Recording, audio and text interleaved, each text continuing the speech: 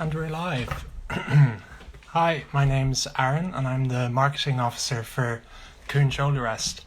And if you don't know already, the reason why I'm here is because I'm going to be speaking to Geneva Lewis, one of our Coon featured artists, who was the 2020 grand prize winner of the Concert Artists Guild competition.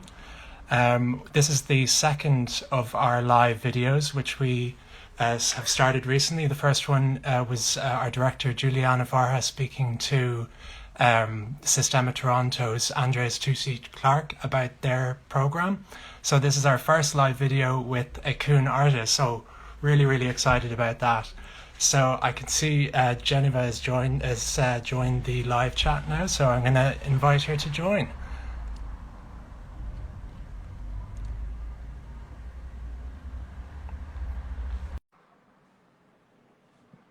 Just wait. Hello. Hi there. How are you? Good. It's only just midday now. I'm just going to close the window because it's quite loud here. We're in the center of London, and in quite an industrial area. So I yeah. I live close to a pretty busy street, so might be some fun street noise at some point. Okay. Ample practicing surroundings. Yeah. So how are you doing? Are you working hard at the moment on different rep?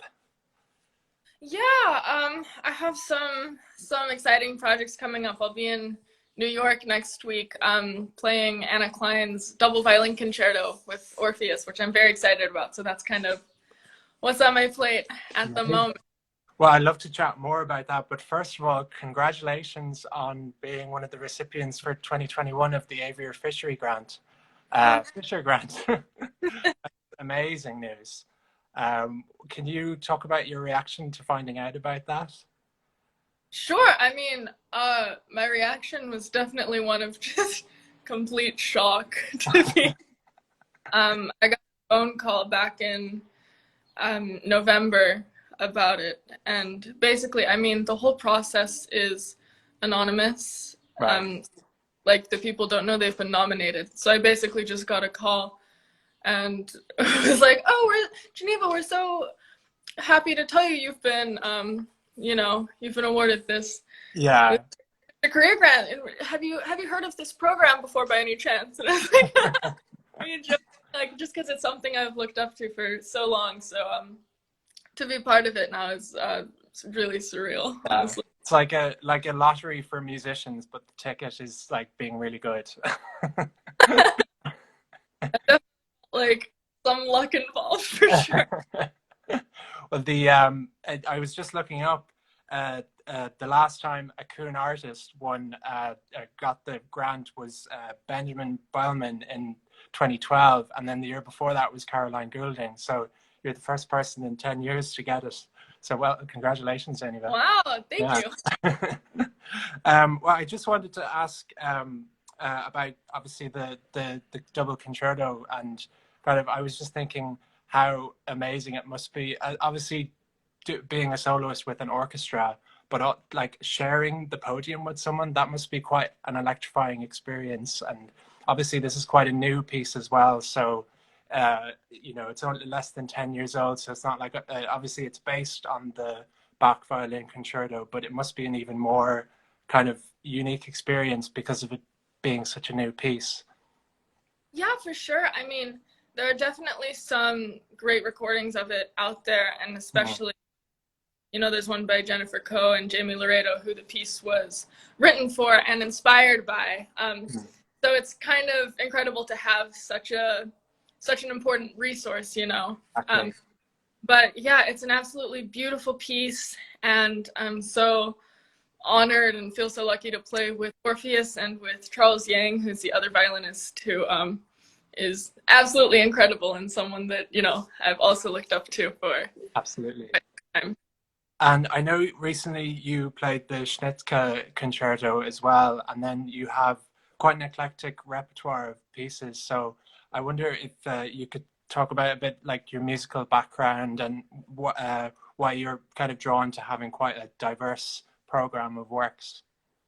Sure. I mean, In a sense, I would say, you know, quite traditional classical. I love, you know, all the usual great work kind of inside our, you know, traditional canon. But I also, you know, since I was young, I really felt I loved almost, or even all kinds of music that I can remember. And, you know, even outside of classical, I listen to a lot of more other styles. And on violin specifically, you know, I like playing, I mean, not real jazz because I have no clue how to improvise.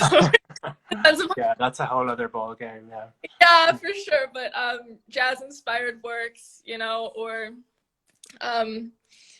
yeah, just different things. I think I just like to keep, maybe open-minded is one way to put it, where I'm just very excited about exploring new things that come onto my radar and collaborating with people, which often will bring some sort of, you know, different genre or style into the mix, which I really love. Sure. And obviously, speaking of collaborating, for the last year, it's kind of taken on a whole new form in terms of kind of sending people recordings and recording over that. And do you find that aspect has changed the way you perform in any way? Or are you conscious of different things? Obviously, you're kind of thinking about how you look and how you're positioning yourself, because you don't have the freedom of a stage, for example. Or would you have any opinions on that, or anything you'd like to share? Sure. Well, I mean, as you said, there have been a lot more recording projects I think most of us are used to.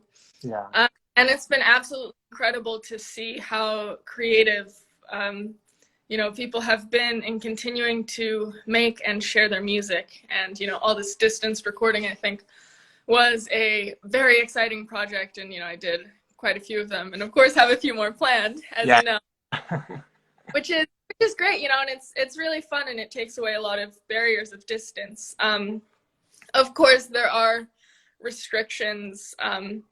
You know, you can't, especially with chamber music, you can't respond to people in the moment and react as you would. You know, it's a little bit more boxed in, and everyone has to play the same tempo or it's gonna fall apart. And then singing is a whole other, you're kind of like, you kind of just hope. Exactly. So for me, it's definitely something where I'm so thrilled it's happening, but I couldn't say that it's, you know, a replacement for real in-person music making, which is something that I've also been fortunate enough to have recently, you know, making chamber music and playing in person, which is incredibly special, especially right now. Yeah, and you appreciate it that much more. And I suppose, even playing with other people at the moment must be so invigorating. But going a step further, this is a bit left field, but I was watching, I don't know if you've seen it, the movie Soul. It's that whole like in the zone thing where the people who are performing, if anyone hasn't seen the film, they say that musicians and artists, or anyone that gets into the zone, they kind of go into this other realm.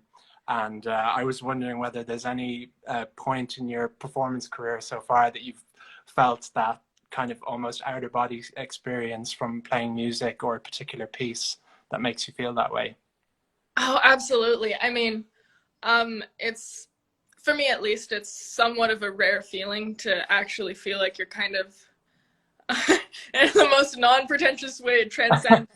You know, not that like I'm creating this transcendental experience, but the music can absolutely elevate you to this place. And I think one experience that stands out for me is in 2019, I was at the Marlborough Music Festival, and I played with a quartet there, group of wonderful musicians. It was with Tanner Manise and Anna Gerkel and Efe Baltazagil. And we were playing Beethoven's String Quartet, Opus 59, number 2. And we were playing the slow movement, which, if anybody doesn't know it, I would really recommend you to go check it out. It's absolutely stunning. And I forget our source for this, so I hope I'm not speaking out of it. But I think there was some inspiration Beethoven was very inspired by, I think, just like the stars and this kind of greater Wow. sense of universe. And Mhm. we played this piece with this movement. We were rehearsing it quite late at night, and we had just, I mean, it was inside, but we had just walked in and seen all the stars from outside. So we were thinking about it, and we decided to try playing it through with our eyes closed the whole Oh, time. You know, in chamber music, often there's such a sense of visual cueing that happens, and so to remove that,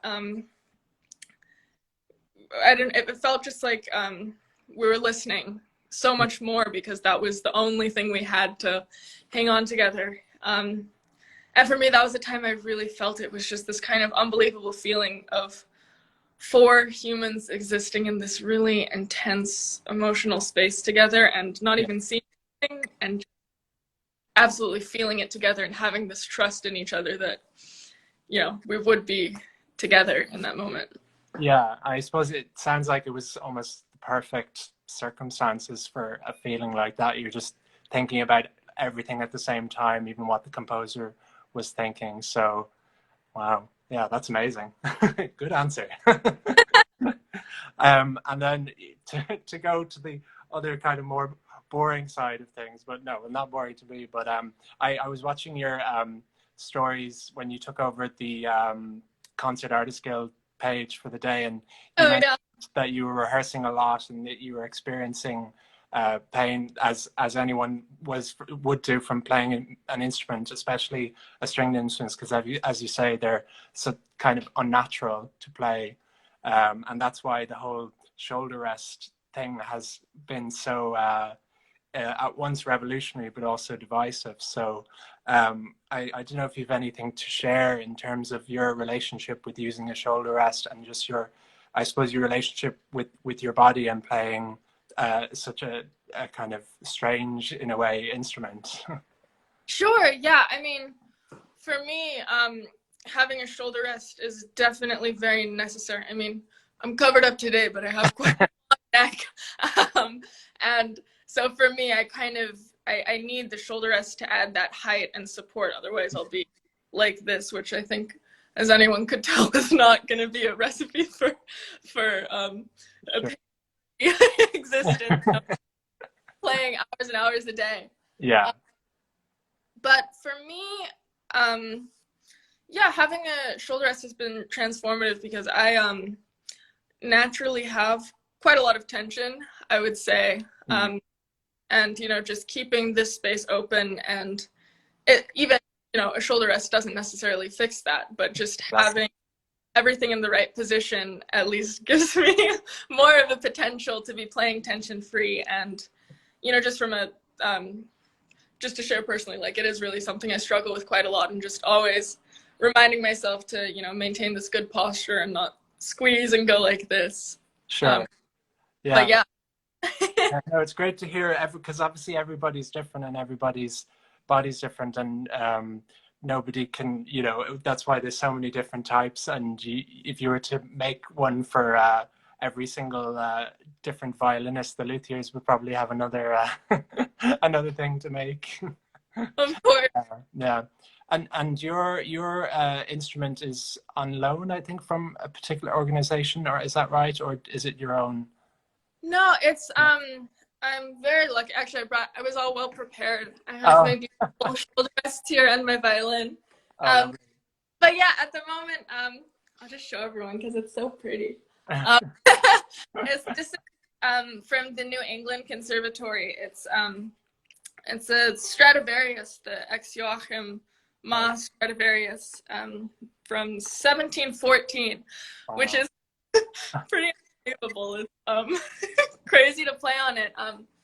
So I mean, with this instrument, it's given to the artist diploma students at NEC, which is the 2-year graduate program, and the violinist in the program gets to use that for the duration of their degree. And right now it's a little bit more complicated, because there are actually 2 violinists in the program, myself and my dear friend Maria Yudenich. So we're kind of fighting over it and back and forth every semester. But I see.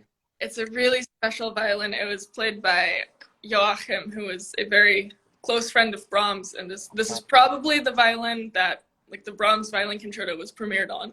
Okay, wow. Okay. Yeah. No pressure then. I know exactly.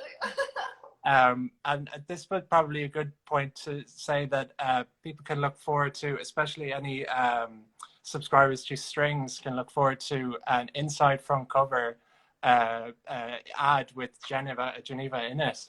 So we're really excited about that next month, because we haven't done a full page ad with an artist in a long time. So really looking forward to seeing that. And I had one last silly question to ask you before you go, and then you can maybe quickly share the upcoming news that you have after that. But I wanted to ask, would you rather have violin bows for legs or violin strings for fingers? Well, I can genuinely say that's not something I've ever thought about before.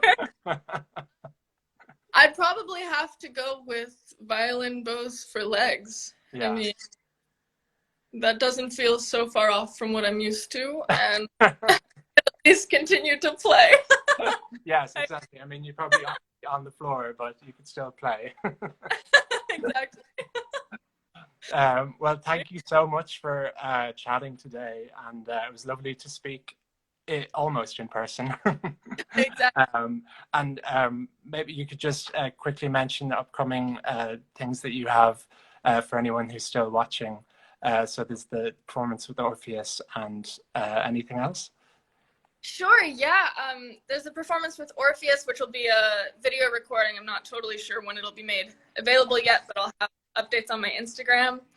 I recently recorded a video with Tippett Rise, which will be very cool. We recorded at the Cyclopean House in Boston, and it's going to be a really beautiful video with a 30-minute unaccompanied program, which I think will come in August, which I'll also share about.